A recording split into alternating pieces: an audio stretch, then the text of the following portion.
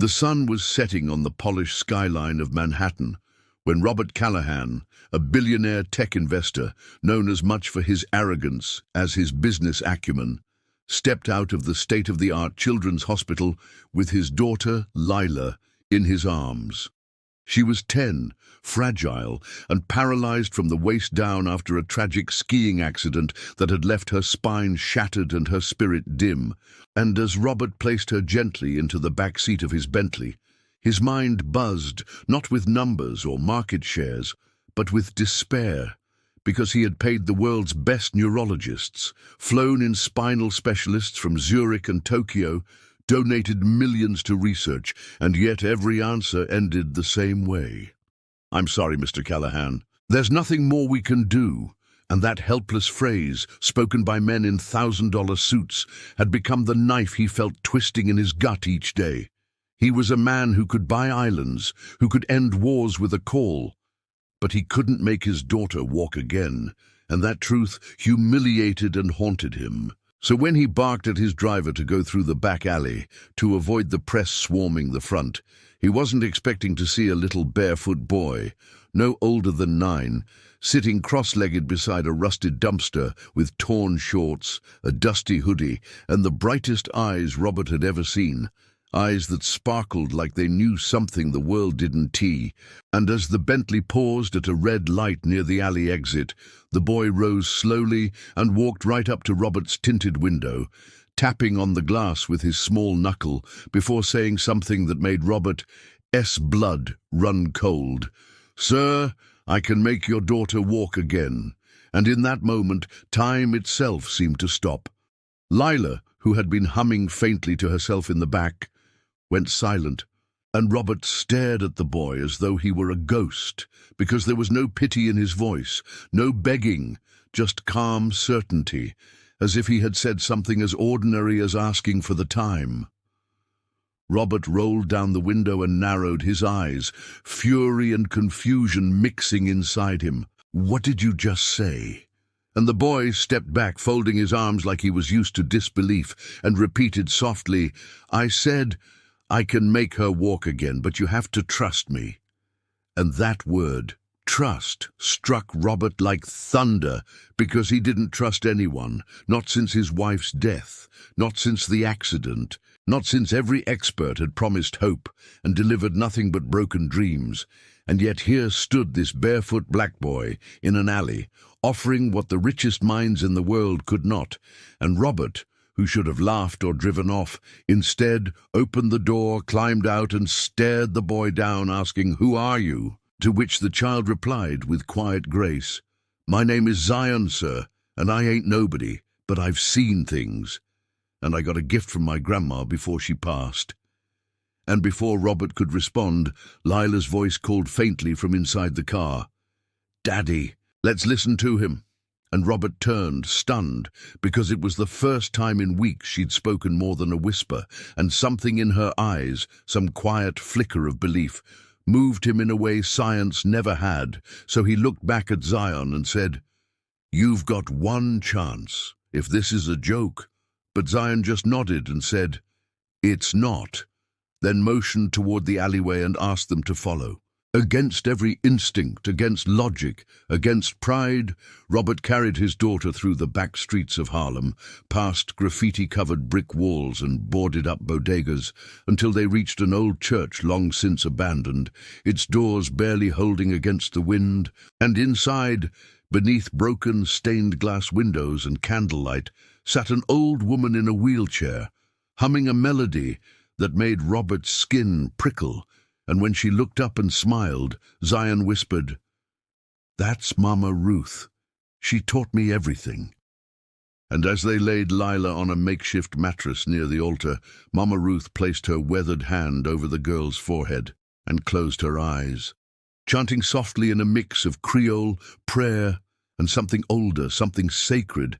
And Zion knelt beside her, his small hands pressed against Lila's knees, and Robert, standing frozen just feet away, could only watch in stunned silence as the air around them seemed to change, as if centuries of pain, wisdom, and faith had gathered in that room for one purpose: to lift a child from despair and remind the world that sometimes miracles don't to wear lab coats or carry degrees. Sometimes they're barefoot, dusty, and full of fierce, unexplainable hope. The moment Mama Ruth placed her trembling hands over Lila Shies' legs and began humming a song that sounded like it had been sung by forgotten angels, the church fell into a silence that pulsed with something ancient and electric, and Robert, standing just feet away, with clenched fists and a whirlwind inside his chest, tried to steady his breath, tried to make sense of what he was witnessing, but nothing, no spreadsheet, no X-ray, no Harvard-trained doctor could explain the radiant heat that began to pour from Zion S. palms, or the way Lila S. fingers, long, limp and still, twitched softly as if life had returned from the shadows, and Mama Ruth, her eyes rolled skyward in reverence, whispered words not meant for modern ears, something between Creole, Yoruba, and something deeper still, spiritual DNA that had survived ships and slavery. Whispers passed through chains and prayer cloths, and now those sacred syllables danced through cracked stained glass and landed on the little girl's broken body like soft lightning. And as the room thickened with unseen presence, Zion leaned close to Lila and said in a voice filled with reverence, "You're not broken, Miss Lila. The world just told you you were." And as he pressed his small hand gently against her spine, Robert watched in stunned disbelief as a tiny gasp escaped Lila's lips. Her eyes fluttered and her back arched ever so slightly, not in pain, but in awakening. And Robert surged forward in a panic, crying out, "What are you doing to her?" But Mama Ruth's gaze stopped him cold, her voice cutting through the air like a holy blade. "You've spent millions trying to buy what only the spirit can give. Hush now, and let healing have her way." And Robert, a man feared in boardrooms and bowed to in banks, suddenly felt like a child, trembling before something too real for money to measure. And as the chants grew stronger and Zion's hands glowed with the last slivers of sunlight bleeding through the ruined roof, Lila's body twitched again. And this time, it wasn't just fingers or a gasp, it was her left leg, trembling, then rising slowly, like it remembered how to move, like something sacred had been sleeping there all along, and now was stirring at last. And Robert fell to his knees, tears erupting in sobs he didn't know he still carried, because his mind couldn't accept what his eyes couldn't deny. His daughter, paralyzed for nearly 2 years, was moving, not with the clunky force of machines or the hesitancy of therapy, but with the fragile, trembling grace of new life. And Mama Ruth's chant ended with a single final hum that echoed like the last note of a celestial song. And silence fell again, so pure and thick it rang in Robert's ears. And then Lila, his daughter, his shattered little girl, sat up slowly, blinked through tears, looked at Zion, then at her father, and whispered, "Daddy, I can feel my toes." And Robert broke. His heart, his fear, his pride collapsed into a sobbing heap on the church floor as he crawled to his daughter, holding her face and repeating, "I love you. I love you, I love you," over and over like a man who'd just been dragged from the grave. And Lila, her hands trembling, reached up and touched his cheek and said, "Don't cry, Daddy. He made me better." And when Robert turned to look at Zion, the boy had already stepped back, wiping sweat from his brow, his eyes heavy, not with exhaustion, but with something deeper, knowing, maybe, or the burden of a gift far too large for such a small frame to carry. And Mama Ruth wheeled herself beside him, smiling with a quiet sadness that suggested she knew this night was a miracle, yes, but also a price. And Robert rushed to them, falling to his knees again before the boy, gripping his small shoulders and asking, "How? How did you do that? Who taught you? Why did you help us?" And Zion just looked at him, blinking back tears of his own, and whispered, "My grandma said, some of us were born to fix what the world breaks, and when I saw her in your arms, I saw a light dimming, and I couldn't let it go out." And those words, so simple and devastating, struck Robert like lightning through bone, because for the first time since his wife died, since Lila fell, since the world turned cold, someone had looked into the darkest part of him and answered not with pity or platitudes, but with raw, holy action. And he knew in that moment he owed this boy more than thanks. He owed him a future, a platform, a promise. And as Robert stood and offered his hand, Zion looked hesitant, unsure of what it meant. But Mama Ruth gently pushed him forward and said, "Go on, child. Let him carry you now." And with that, Robert pulled Zion into the car alongside Lila and made a vow right there, as the Bentley hummed back through the streets toward his mansion. "I don't know who you are, Zion, but from this day forward, you're family." And as the boy stared out the window, watching the towers of wealth loom over streets of struggle, he knew something was changing. Not just for him, but maybe for the whole world, because he had reminded one of its kings that true power doesn't come from what you control, but from what you heal. The news of what happened inside that crumbling Harlem church should have never made it past the graffiti-covered alleyways and broken pews.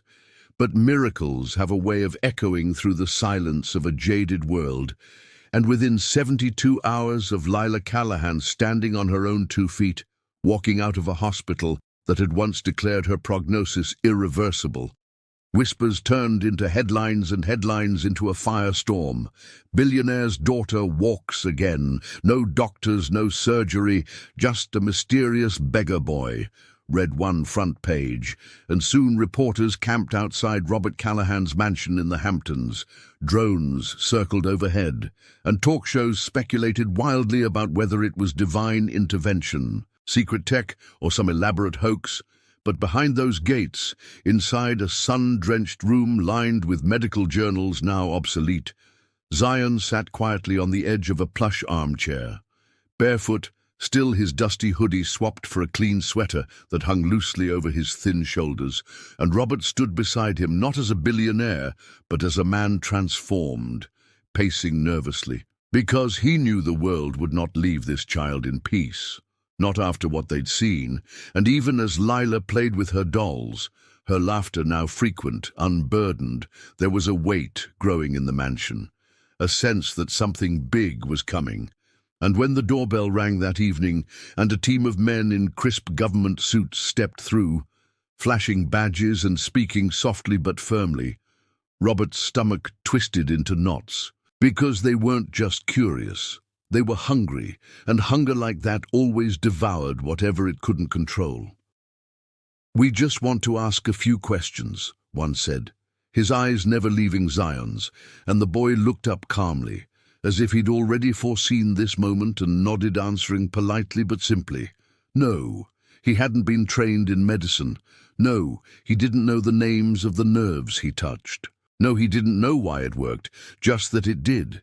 And the agent scribbled notes furiously, whispering terms like genetic anomaly, neurological phenomenon, and even weaponized potential.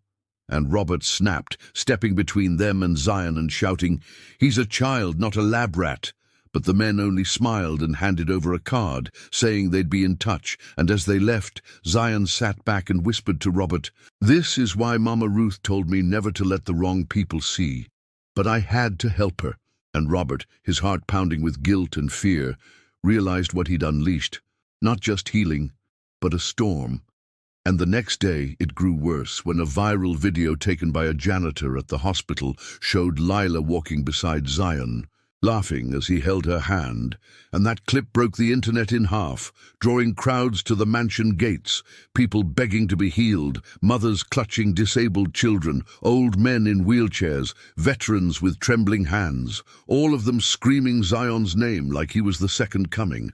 And the boy, overwhelmed but never unkind, stood on the balcony with Robert and said gently, "I can't heal them all. I wish I could." And that night he sat beside Lila's bed and cried, not because he was afraid, but because he finally understood the cost of being chosen.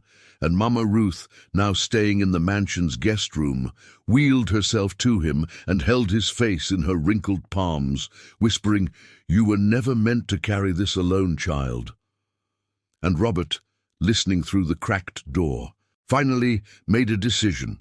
Not to hide Zion, not to exploit him, but to protect his purpose by building something sacred, something safe. And within weeks, Robert announced the creation of the Zion Foundation, a private sanctuary in upstate New York, where children with special gifts could be nurtured, where healing wasn't a spectacle, but a sacred offering. And Zion, hesitant at first, agreed only when he saw the first child arrive. A 7-year-old girl from Detroit with brittle bone disease who, after one session with Zion, stood up and walked 3 steps before collapsing into laughter and tears. And news of that reached the Vatican, the Dalai Lama, even heads of state, all requesting meetings with the boy. But Robert shielded him fiercely, choosing only a few cases at a time, and never for money, only for those truly in need. And as months passed, Zion grew, not just in height but in wisdom, carrying the quiet dignity of someone who'd seen pain up close and had chosen to face it with love. And Lila, now his closest friend, thrived like never before, running through fields, her laughter echoing like wind chimes through the hills of the Foundation's retreat. And yet, despite the joy, a shadow lingered, the knowledge that some people in high places had not forgotten Zion, that experiments had been proposed behind closed doors, that a particular agency still watched from afar. And one night, as thunder rolled across the valley, and Zion sat quietly sketching in the study, a figure appeared at the gate, a pale man in a suit, too stiff for the storm, holding a briefcase and a contract worth $100 million if Zion would agree to one non-invasive examination. And Robert, meeting him at the gate, didn't yet let him finish his pitch before slamming the papers back into his chest and saying coldly, "You don't understand. This boy isn't for sale. You had your chance with your machines and your data. You failed. He didn't." And Zion, watching from the window, turned to Mama Ruth and asked softly, "Am I doing the right thing?" And she nodded slowly. "As long as your hands are healing and your heart is open, yes." And in time, the world began to understand. Not everything can be studied, not everything can be replicated. And Zion's story was not a case study. It was a message that grace sometimes wears dusty shoes and sits beside dumpsters, waiting not to be discovered but to be believed. And years later, when Lila stood on a stage beside a teenage Zion to launch the global arm of the Foundation in Africa, where Zion AS ancestors once sang those healing songs in chains, turned prayers. The world wept as they watched a little girl who once could not walk embrace the boy who reminded humanity that the greatest power is not dominance but restoration. And as flashbulbs lit the stage and thunder roared in the distance, Zion looked up to the sky, his fingers tingling with the same warmth he felt that first night, and whispered, "I did what I could, Mama Ruth." And from somewhere unseen, the wind carried back an answer only he could hear.